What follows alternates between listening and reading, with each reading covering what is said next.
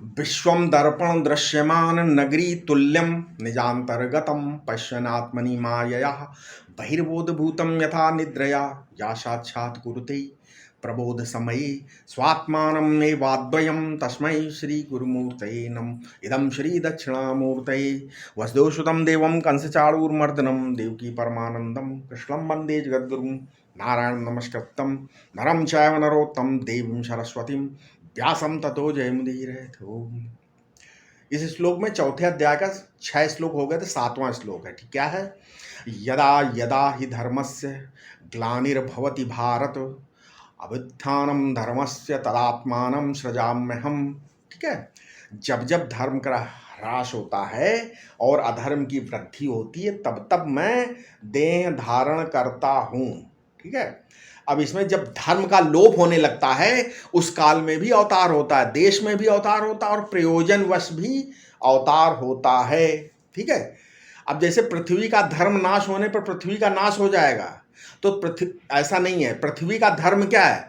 पृथ्वी ही तो है। इसी तरह जल का जलत्व तो नष्ट हो जाए और अग्नि का अग्नितत्व तो नष्ट हो जाए तो पदार्थ ही कहाँ रहेगा। इसलिए पृथ्वी के अग्नि के जल के रहते पृथ्वी का अग्नित्व का जलत्व का नाश हो जाए, ये तो शक्य ही नहीं है। असल में धर्म का नाश कभी नहीं होता। ठीक है, नाश कभी होता ही नहीं, उसकी ग्लानि होती है, ग्लानि। ठीक है, अब ग्लानि शब्द का अर्थ है कि धर्म का जो उत्साह है वो लोगों के मन में नहीं रहता है। ठीक है, धर्मस्य ग्लानिर्भवति मतलब माने जो उत्साह लोगों के मन में धर्म पालन का होना चाहिए क्षीण होने लगता है।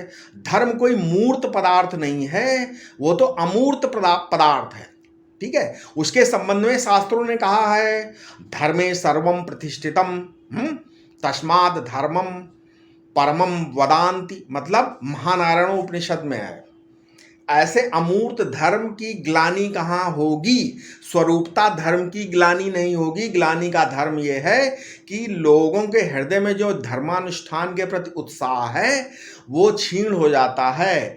वे ऐसा कहने लगते, अरे भाई अगर मैंने सच न बोला तो मेरी हानि नहीं होगी, नहीं होती, मैं झूठ बोलता तो बच जाता। ठीक है, इस प्रकार जो धर्म की हमारी रक्षा करता है उसके प्रति लोगों के मन में विश्वास हट जाता है, यही धर्म ग्लानि है। ठीक है, धर्म ग्लानि माने ये नहीं कि धर्म बूढ़ा हो गया, धर्म नहीं बूढ़ा हो गया, उसके प्रेमियों का मन बूढ़ा हो गया। अब आता है अभ्युत्थानम अधर्मस्य, इसका अर्थ है कि लोगों के मन में अधर्म का उत्साह आ जाता। वे कहते हैं आओ मार डालें, काट डालें, लूट लो, चोरी कर लो, है। इस तरह अधर्म में उत्साह हो जाता है, यही अधर्म का अभ्युत्थान है। अधर्म धावा बोलता है। जब एक राजा दूसरे राजा चढ़ाई करता है तो चढ़ाई करने वाला राजा के लिए बोला जाता है कि उसने अभ्युत्थान किया है। इस तरह जब लोगों के मन में अधर्म के प्रति उत्साह जागृत हो जाता है तब अधर्म अभ्युत्थान करता है। भगवान कहते हैं कि भाई ये तो सृष्टि क्रम के विपरीत हो रहा है, अभी प्रलय का समय तो आया नहीं, अभी तो सृष्टि का समय है। समझ में आया? तो धर्म कहाँ रहेगा, है ना। ऐसी स्थिति में भगवान ने कहा कि तब मैं अपने आप को बनाता हूं, तदात्मानम सृजाम्यहम्। सृजामी का अर्थ है कि मैं अपने आप को बनाता हूं, मतलब अपने आप को आवश्यकता के अनुसार बनाकर प्रकट करता हूं। वेद की रक्षा करनी हो तो घोड़ा बनकर, हृग्रीव बनकर हिनहिनाता हूं और तब मेरा शब्दावतार हो जाता है। अमृत मंथन करना हो तो कछुआ बनकर पानी में डूब जाता हूं और तब कच्छपावतार होता है। ऐसे इसलिए कहा गया है। ठीक है, इसका क्या प्रयोजन है मतलब 8वें श्लोक में बताएंगे। अभी क्या आगे बोलेंगे, परित्राणाय साधूनां विनाशाय च दुष्कृतां धर्म संस्थापनार्थाय संभवामि युगे युगे। सत्पुरुषों के परित्राण और पापियों के विनाश के लिए मैं युग युग में अवतार लेता हूं। यहां भगवान ने अपने अवतार के 3 हेतु बताए हैं। क्या? पहला साधु पुरुषों की रक्षा, दूसरा दुष्टों का विनाश, मतलब जैसे पूतना, अघासुर, रावण आदि के नाश के लिए, अर्थात जिन भगवत भक्तों को पूर्व जन्म में कोई अपराध हो जाने के कारण आसुरी योनि में आना पड़ा, उनका संहार कर कर उनका उद्धार करना। भगवान अवतार लेते हैं, ठीक है। साधारण पापी तो अपना अपना कर्मफल भोगते रहते हैं, उनके लिए भगवान जन्म नहीं लेते, ठीक है। तीसरा क्या, भागवत धर्म की स्थापना के लिए भगवान के उन दिव्य मंगल स्वरूपों के चिंतन द्वारा भगवत भक्ति का प्रसार होता है। अब कलयुग के आरंभ में, अच्छा प्रश्न हो सकता है, कलयुग के आरंभ में अवतरित होकर भगवान ने क्या धर्म की स्थापना की है? इसका उत्तर है भगवान श्री कृष्ण के प्रादुर्भाव से ही तो श्री कृष्ण स्वरूप की साकार उपासना स्थापित हुई। उनकी रूप श्री से संपूर्ण भक्त वृंद उनकी ओर आकर्षित हो गए। भगवान ने वर्णाश्रम धर्म की स्थापना नहीं की। कलयुग में तो उसका तो ह्रास हो रहा है, ही होना ही था, ठीक है, क्योंकि उन्होंने तो भागवत धर्म की स्थापना की और उसी से कलयुग में जीवों का उद्धार होता है। अब ये प्रश्न उठता है कि जैसे जीवों के शरीर जड़ होते हैं, वैसे ही क्या भगवान का शरीर भी जड़ और पांच भौतिक होता है? उत्तर है इसका नहीं। श्लोक 7 और 8 में भगवान ने ये प्रकट किया कि मैं किसी अन्य की प्रेरणा से उत्पन्न नहीं होता, स्वयं ही प्रकट होता हूँ। मुझे किसी सहायक सामग्री की आवश्यकता नहीं होती। इसलिए श्रुति कहती है तस्य कार्यम करणम च विद्यते, ठीक है। इसलिए कहते हैं, अर्थात भगवान का कोई कार्य करण नहीं है, उनके समान या उनसे बड़ा भी कोई नहीं है। उनकी पराशक्ति अनेक प्रकार की सुनी जाती है तथा उनमें ज्ञान, बल और क्रिया भी स्वभाव से ही है। अतः भगवान का शरीर जड़ या भौतिक नहीं होता। देवताओं के तेजों में शरीर भी दिव्य कहे जाते हैं। भगवान तो स्वयं प्रकाश हैं, स्वेच्छा विग्रह है, अतः उनका शरीर चिन्मय होता है, ऐसा समझो, ठीक है। अब इसमें अब इसमें कहते मान लीजिए हैं अर्थात भगवान का कोई कार्य कारण नहीं, उनके समान कोई बड़ा भी नहीं है ना। अब इसमें जैसे जीवों के शरीर, अब इसमें ऐसे कर सकते हो क्या, अब जैसे ये तो हो गया कार्य कारण विद्या, ये सब कुछ हो गया। अब इसके नवा अध्याय को तो नहीं, 8वां ही चल रहा है ना ये, अभी पूरा कहाँ हुआ, ठीक है। इसमें क्या है, अब भगवान कहते हैं कि एक प्रयोजन तो है साधुओं का परित्राण, सत्पुरुषों की रक्षा, ठीक है। नहीं तो शिष्ट परंपरा का लोप हो जाए। अगर दुनिया में साधु ना होते तो क्या होता है, वही होता है, सब चोर डाकू हो जाते। इस प्रसंग में, ठीक है, शिष्टाचार की भाषा ये है कि मैं आपको याद दिलाता हूं कि दुनिया में त्याग की भावना का कोई महत्व न रह जाए तो क्या होगा, सब लोग संग्रही हो जाएंगे। अगर सब लोग नोचा घसोटी लूटपाट मच गई तब क्या होगा? हाँ, बिना धन के भी सुखी रहा जा सकता है, ये कौन बताएगा? बिना शादी के ब्याह के लिए भी सुखी रहा जा सकता है, ये कौन बताएगा? है, धन के लिए, ब्याह के लिए जो अन्याय किया जाता है, अनर्थ किया जाता है, वो कितना गलत है। इसी अन्याय और अनर्थ के कारण नाना प्रकार के दुखों की सृष्टि होती है। इसलिए लक्ष्य को ठीक करने की आवश्यकता है। यही लक्ष्य ठीक बन जाए कि हमें भी त्यागपूर्वक जीवन व्यतीत करना है, तो जीवन काल में ही कहीं भी आसक्ति नहीं होगी, और आसक्ति नहीं होगा तो दुख भी नहीं होगा। इसलिए भगवान कहते हैं कि मैं साधुओं की रक्षा के लिए अवतार लेता हूँ। जैसे गृहस्थों की रक्षा आवश्यक है, वैसे साधुओं की भी रक्षा आवश्यक है भाई। असल में प्रवृत्ति मर्यादित रह ही नहीं सकती। यदि निवृत्ति का आदर्श संसार में ना रहे तो प्रवृत्ति को मर्यादित करने के लिए निवृत्ति की आवश्यकता है। स्वच्छंद प्रवृत्ति में रुकावट डालता है। वर्ण धर्म और आश्रम धर्म निवृत्ति को परिपुष्ट करता है। इसलिए कि भगवान साधु परित्राण करते हैं। जो लोग चाहते हैं कि हमको भगवान मिले, चाहे स्वामी के रूप में मिले, सखा के रूप में मिले, पुत्र के रूप में मिले, पति के रूप में मिले, जो किसी न किसी रूप में भगवान को अपना बनाना चाहते हैं, वे तो मर जाएंगे भगवान के बिना। आता है उनकी रक्षा करने के लिए भगवान को अवतार लेना पड़ता है। ये मत श्री रामानुजाचार्य महाराज का है क्या? बताया हमने भी कि विनाशाय च दुष्कृताम, जिसमें जात पात का कोई बात नहीं, कोई भी दुष्कृत हो जाए तो उसका लोप नहीं होना चाहिए, ठीक है। अब जेल खाने में बंद कर देना ही विनाश है। विनाश माने दुनियादारी के सामने ना रहना, लोप हो जाना। धंस धर्म संस्थापना थाय, मतलब धर्म की संस्थापना करना ही भगवान के अवतार का प्रयोजन है। अर्थ माने होता है प्रयोजन। युगे युगे संभवामी, एक ईश्वर है और एक समय है, दोनों मिलकर बनते हैं युग। जब दो चीजें मिलेंगी तब युग होगा। परिस्थिति के अनुसार धर्म को संरक्षण देने के लिए भगवान अवतार लेते हैं। कोई कोई युगे अयुगे चा बोलते हैं, ये अर्थ करते हैं युगे अयुगे चा, ऐसा अर्थ मिलता है। समय बेसमय, उनके अनुसार कोई अवतार समय से होता और कोई बेसमय होता है। जैसे गजेंद्र की रक्षा करने के लिए कोई निश्चित काल नहीं था, उसने पुकारा और भगवान आ गए।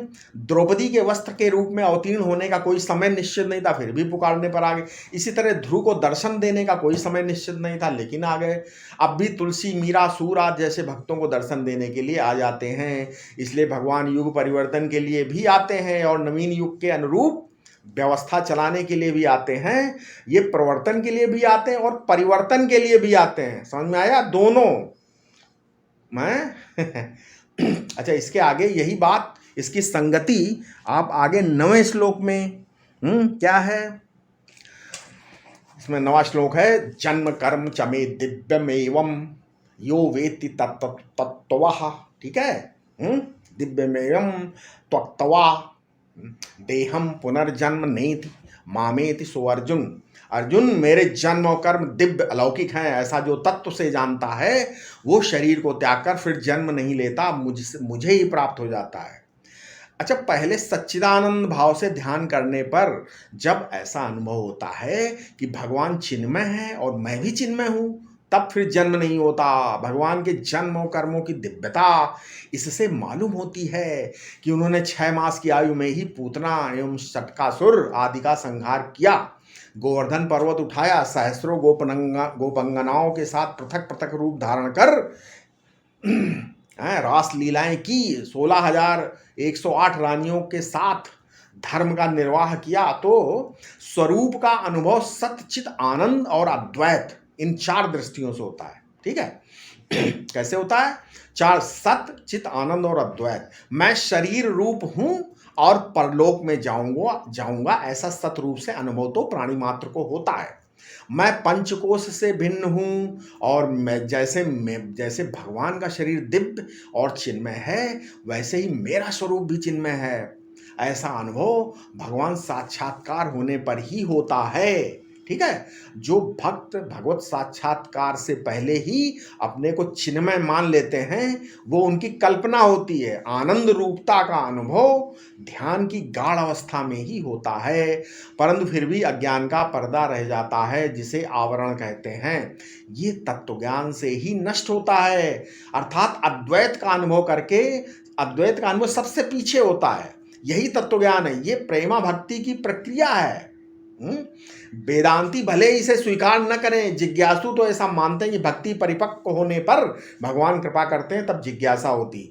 उसके पीछे श्रवणादि करने पर महावाक्य द्वारा ज्ञान होता है। उपासक वाच्यार्थ और लक्ष्यार्थ को अभिन्न मानते हैं, उनका जो वाच्यार्थ है वही लक्ष्यार्थ, किंतु वेदांती इन दोनों का भेद मानते हैं। इस श्लोक में तत्वतः शब्द आया, ये अतः तत्वज्ञान की दृष्टि से इसका अर्थ इस प्रकार है। क्या? मैं शुद्ध साक्षी हूँ, परमार्थता तो मेरे जन्म और कर्मों का अत्यंताभाव है, किंतु जैसे आभूषण सुवर्ण से पृथक प्रतीत नहीं होते, उसी प्रकार मेरे राम कृष्णादि रूप स्वरूप भी शुद्ध ब्रह्म से भिन्न नहीं है, उनका उसी में भास होता है। ऐसा जिसको अनुभव है वो शरीर त्याग कर फिर जन्म को प्राप्त नहीं होता, अपने शुद्ध स्वरूप को प्राप्त हो जाता है, ऐसा समझो। ठीक है, यानी अब भगवान क्या कहते हैं कि मेरे जन्म और कर्म दोनों दिव्य हैं। दिव्य का मतलब होता है कि जिस तत्व से हमारा मन बना है, उसी धातु से हमारा शरीर भी बना है। जिस मसाले से स्वप्न के पदार्थ बनते हैं, उसी मसाले वाले भावात्मक पदार्थ से हमारा जन्म हुआ है।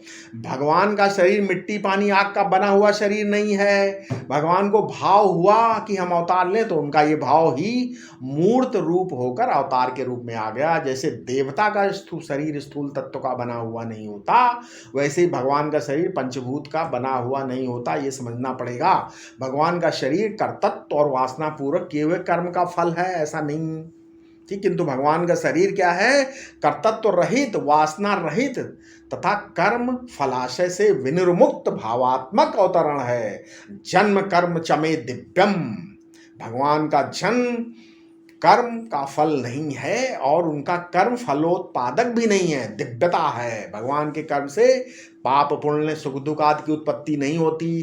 कर्म की दिव्यता यह है कि कर्म करने पर भी उससे सुख दुखादि रूप फल की उत्पत्ति ना हो। समझ में आया? तो आपका भी कर्म दिव्य हो जाएगा। भगवान का जन्म, भगवान का अवतार, वो जो पहले से किसी कर्म का फल नहीं है। श्री राम जी का, श्री कृष्ण जी का जन्म पहले के किसी पाप पुण्य का फल नहीं है और उनका कर्म भी आगे के लिए स्वर्ग अथवा दुख सुख आदि का उत्पादक नहीं है। यही दिव्यता है उनके जन्म कर्म की। एवं यो वेत्ति तत्वतः, मतलब भगवान के जन्म कर्म की दिव्यता को इधर से मत समझो उधर से समझो। तत्वता का अर्थ है कि इसको आकार से मत समझो, मैटेरियल नहीं है, मृतिका से समझो, ब्रह्म से समझो। ये ब्रह्म का आविर्भाव है, हैं? त्यक्त्वा देहम पुनर्जन्म नयति मामेति सो अर्जुन। अब ये विचार किए कर्म से आपका शरीर पैदा हुआ है कि नहीं, उसको छोड़ दीजिए। त्यक्त्वा देहम, आप जो कर्म कर रहे हैं इससे कोई फल उत्पन्न होगा कि नहीं, ठीक है? जब तक कर्तृत्व और वासना रहेगी तब तक तो फल उत्पन्न होगा ही। इसलिए यदि आप फल से बचना चाहते हैं तो आप भी कर्तृत्व और वासना छोड़ दीजिए। तब क्या होगा? ये होगा कि आप भी पुनर्जन्म से मुक्त हो जाएंगे। पुनर्जन्म नायति, फिर आप जाएंगे कहाँ? बोले मामेति सह, है? जो मैं सो तू और जैसा मैं वैसा तू। समझ गया? अब प्रश्न ये है कि हम जाने तो भगवान के जन्म कर्म हो और हम जाने और हम हो जाएं जन्म कर्म से मुक्त। ये बात कैसे हो सकती है? जाने दुख को और हो जाएं बहिष्ठ, मतलब बहिष्ठ माने स्वर्ग को जाएं, हैं? और हो जाए दुख, तो दोनों में एकता नहीं होगी, तो वो ये नहीं होगा। इसलिए भगवान का जन्म कर्म कैसे दिव्य है, आप भी उसके तत्व को समझिए, फिर आपका जन्म कर्म भी दिव्य हो जाएगा। आप जन्म मरण के चक्कर से छूट जाएंगे और आपको परमात्मा की प्राप्ति हो जाएगी। असल में आप स्वयं संबित स्वरूप है। आपका जो स्वयं प्रभा संबित है वही तो नाना आकारों के रूप में दिखाई पड़ रहा है। आप अपने को आकार मात्र मानते हैं, नाना स्वरूप रूप वाला मानते हैं, इसलिए आपको संबित मात्र भूल जाता है। यदि आप अपने को संबित मात्र जान लें तो फिर नयति, पुनर्जन्म नयति, आपका जन्म नहीं होगा और आपको मामेति, परमात्मा की प्राप्ति हो जाएगी। हैं? समझ में आया? अब अभी इसमें क्या आप कहते हैं? अब कहते हैं कि भगवान की ये बात शिष्टाचारानुमोदित है। पहले ये बताया कि आदि गुरु मैं हूँ, तथापि मुझे गुरु परंपरा प्राप्त है। जब अर्जुन ने ये पूछा कि तुम पहले कैसे थे, तो बता दिया कि मैं समय समय पर प्रयोजनवश अपने शरीर के रूप में प्रकट करता हूँ, परंतु ये शरीर कर्म मूलक नहीं और कर्म आगे फल देने वाला नहीं। इस प्रकार भगवान के कथन में एक तो गुरु परंपरा शिष्टाचार और दूसरा मुक्ति प्राप्त करने का शिष्टाचार है। ठीक है? इसके दो यहाँ पे त्यक्त्वा देहम का अर्थ ये नहीं कि देह को मारना नहीं, बल्कि देह में जो अहम भाव का परित्याग वही देह त्याग है। देह त्याग अपने को जला देने से नहीं होता, नहीं तो कितने लोग जला जलाकर अपने को देह त्याग कर लेते। योग वासिष्ठ में एक कथा आती है, एक बार कच ने अपने शरीर को जलाकर देह त्याग करने का प्रयास किया। जब उसने कहा कि बेटा पढ़ तो लिया तुमने, पर अभी तुम्हारा त्याग पूरा नहीं हुआ, ये सुनकर कच ने अपने कपड़े लत्ते उठाकर फेंक दिए। फिर एक वर्ष के बाद कमंडलू और दंड भी उतार कर फेंक दिया। अंत में फिर जब त्याग पूरा नहीं हुआ तो चिता लाकर शरीर को जलाने के लिए उद्यत हो गया। महर्षि बृहस्पति ने हाथ पकड़ा और बोले, अरे बेवकूफ, जलने का नाम देह त्याग नहीं है, चित्त त्याग का नाम सर्व त्याग है। चित्त त्याग का नाम सर्व त्याग। अहम देहा मम देहा, मैं शरीर हूँ और शरीर मेरा है, इस भ्रांति का नाम ही शरीर ग्रहण है और इस भ्रांति का परित्याग ही शरीर त्याग है। जहाँ इस भ्रांति का त्याग हुआ कि वहाँ पुनर्जन्म नहीं होता और भगवान की प्राप्ति हो जाती। पुनर्जन्म नैति मामेति। अब बोले महाराज ऐसा कभी हुआ? तो भगवान ने कहा नहीं, एक नहीं 1000 बार हुआ है। आगे वाले श्लोक में बताएंगे कि एक बार नहीं कई बार हुआ। 10वां, अब आगे 10वां श्लोक क्या है? वीतराग भय क्रोधा मनमया माम उपाश्रिता बहुओ ज्ञान तपसा पूता मद भावम आगता। मतलब कितने जिनके राग भय और क्रोध निवृत्त हो गए हैं और जो अनन्य प्रेम पूर्वक मुझमें ही स्थित हैं, ऐसे मेरे आश्रित रहने वाले बहुत से भक्त ज्ञान रूप तप से पवित्र होकर मेरे स्वरूप को प्राप्त हो गए हैं। अब देखो इस श्लोक का जो पहला भाग वीत राग भय क्रोधा मनमया वो भक्ति परक है, और जो दूसरा भाग है बहुओ ज्ञान तपसा वो ज्ञान परक का वीत राग भय क्रोधा। इस पद में राग मुख्य है। किसी वस्तु में राग रहने से ही इस बात का भय रहता कि कहीं कोई मुझसे दूर न कर दे, तथा जो ऐसा करता उसके प्रति क्रोध आता है। ठीक है, भय और क्रोध का कारण राग है। यहाँ नित्यानित्य विवेक ही ज्ञान रूप तप है, उसके द्वारा मदभाव को प्राप्त होना अर्थात मुझमें अभिन्न हो जाना, यही ज्ञान निष्ठा है। इसके प्राप्त होने से कृतकृत्यता सहज सिद्ध है। क्या राग भय और क्रोध बीत जाने पर पूर्णता प्राप्त हो जाती है? इसका उत्तर ये हो सकता है केवल इतने से पूर्णता प्राप्त नहीं होती। यदि ऐसा होता तो भगवान मनमया माम उपाश्रिता क्यों कहते? अतः उसके साथ भगवान निष्ठा और भगवद्राश्रय, भगवान का आश्रय अवश्य होने चाहिए, तभी होगा। ठीक है, ऐसे नहीं होगा। आगे क्या है? नहीं, ये इसमें 10वां श्लोक था ना। हाँ, अब देखो मदभावगता, मदभावगता मतलब ये भाव आते ही कि तुम वही तुम वही हो गए। कैसे हो गए? बोले कि तुमने राग भय क्रोध की केचुल जो थी वो उतार फेंक दी, तो क्या हो गए? वीत राग भय क्रोधा। क्योंकि राग भय क्रोध ये आत्मा के स्वरूप नहीं है। जब दूसरा है ही नहीं तब राग किससे करें? अच्छा, और जब अपने में आनंद ना हो और दूसरे में आनंद हो तब उससे बात करेंगे। राग कब करोगे? राग करना कंगाल आदमी का काम है, जो अपने में संतोष नहीं है जिसको, वही दूसरे से मजा उधार लेता। बोले कि भाई है कुछ ये दीजिए, मतलब इसी तरह जो अपने को मरने वाला समझता है वही डरता है, और जो दूसरे का अस्तित्व स्वीकार करता है, जिसका कोई दुश्मन होता है उसे ही क्रोध आता है। जिसका कोई दुश्मन नहीं, जिसको कोई डराने वाला नहीं है और जिसका किसी से राग नहीं, वो क्या है? बोले कि वो मनमय है, भगवन्मय है, माम उपाश्रिता है, माने भगवान के बिल्कुल पास पहुंच गया। ये मामेव उपाश्रिता है, ज्ञान तपसा, उसकी वो ज्ञान निष्ठा ही उसकी तपस्या है। जो कांटे पर लेट रहे हैं या पंचाग्नि ताप रहे हैं, ठीक है, वे तपस्वी नहीं हैं। अग्नि के अंगाले पर चल रहे हैं, वो तपस्वी नहीं है। जो तपस्या अन्य संसर्ग से होती, अग्नि के बीच में बैठकर होती है, कांटे पर सोकर होती, वो तपस्या नहीं। तपस्या तो ज्ञान ही है। यस्य ज्ञानमयम तपः, मुंडकोपनिषद 1:1:9। जो ज्ञान द्वैत का स्पर्श नहीं करता वही ज्ञान तप है। जिसका ज्ञान द्वैत का स्पर्श करे वो तपस्वी नहीं है। भगवान कहते हैं कि ज्ञान तपसा पूता, अर्थात ज्ञान तप से बहुत से लोग बड़े ही पवित्र हो गए और शुद्ध ज्ञान में अवस्थित होकर मदभावम गता, मुझसे एक हो गए। ठीक है, अब इसमें आगे कौन सा श्लोक है? आगे 11वां श्लोक है। क्या है 11वां श्लोक? 11वां श्लोक है ये यथा माम प्रपद्यन्ते तांस्तथैव भजाम्यहम् मम वर्तमान अनुवर्तन्ते मनुष्याः पार्थ सर्वशः। हे पार्थ, जो मुझे जिस प्रकार भजते हैं मैं भी उनको उसी प्रकार भजता हूँ। मनुष्य सब प्रकार मेरे ही मार्ग का अनुसरण करता है। मुझे जो जिस इच्छा से भजते हैं उन्हें मैं वही वस्तु प्राप्त करा देता हूँ। सकामी को इच्छित वस्तु और मुमुक्षु को ज्ञान प्रदान करता हूँ। इसलिए मैं राग द्वेष शून्य हूँ, अतः जिनकी जैसी इच्छा होती है उसी प्रकार मैं उन पर अनुग्रह करता हूँ। यद्यपि सभी मननशील पुरुष मेरे ही मार्ग का अनुसरण करते हैं, तथापि भक्ति या ज्ञान सब नहीं चाहते। अतः अगले श्लोक में दूसरी चीज बताएंगे। ठीक है, अभी इसमें क्या है? ये 11वां श्लोक में क्या बताया था कि मुझे क्या कहना है? अब होता क्या है, मुझको ये डर नहीं रहता कि मैं छोटा काम करूंगा तो मेरी भगवत्ता मिट जाएगी। वो तो उनकी बनावटी भगवानों की बात है, जो डरते हैं कि यदि मैं छोटा काम करने लगेंगे तो भगवान बना मिट जाएगा। मेरी तो स्थिति है कि मम वर्तमान वर्तते मनुष्य पार्थ सर्वशः। संसार के जितने भी प्राणी हैं ये सब मेरे ही मार्ग का अनुसरण करते हैं। इसलिए जब मैं ठीक ठाक रहता हूं तब सब ठीक ठाक रहता है। जो सकाम भाव से कर्म करते हैं उनके लिए भी सिद्धि का मार्ग है।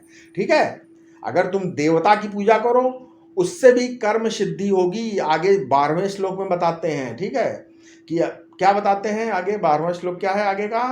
12वां श्लोक है कांक्षन्तः कर्मणां सिद्धिं यजन्त ये देवता क्षिप्रम ही मानुषे लोके सिद्धिर्भवति कर्मजः। ठीक है, इसका मतलब जो लोग कर्मों से होने वाली सिद्धि की आकांक्षा करते हुए देवताओं की पूजा करते हैं, उन्हें इस मनुष्य लोक में वो कर्मजनित सिद्धि शीघ्र ही प्राप्त हो जाती है। अब यहाँ व्याख्या हो सकती है कि यहाँ मनुष्य लोके इसलिए कहा है कि क्योंकि मनुष्यों के में ही वर्णाश्रम विभाग है, अतः उन्हें श्रौत स्मार्त कर्म करते हुए सिद्धि प्राप्त हो सकती है।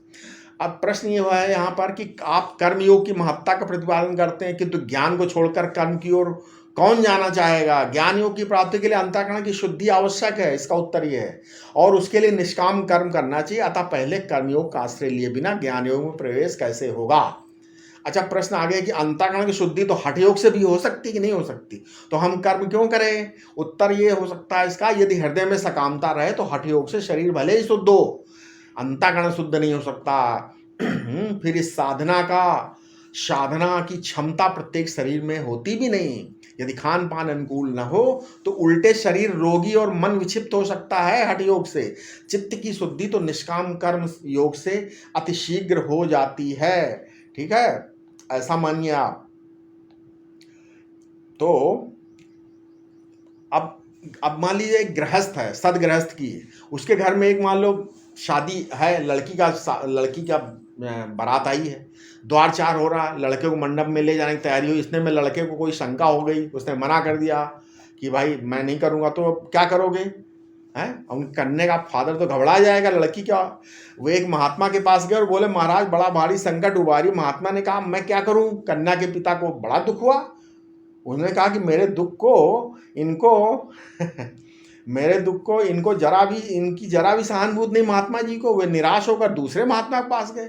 वे महात्मा लड़की के पास गए और उसे एकांत में पूछताछ बहुत पूछने पर लड़के ने कहा कि मुझको किसी ने आकर कहा कि कन्या ठीक नहीं है। महात्मा ने कहा कि ऐसी बात है तो दूल्हे का कपड़ा वपड़ा उतार दो